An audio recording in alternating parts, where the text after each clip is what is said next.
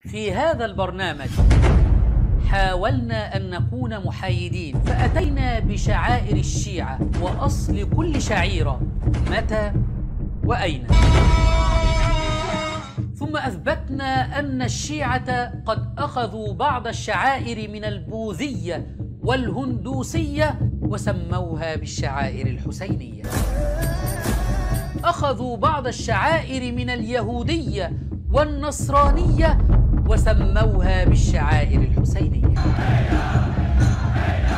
وأخذوا بعض الشعائر من الحيوانات كالشعيرة الخنزيرية والشعيرة الكلابية وسموها بالشعائر الحسينية.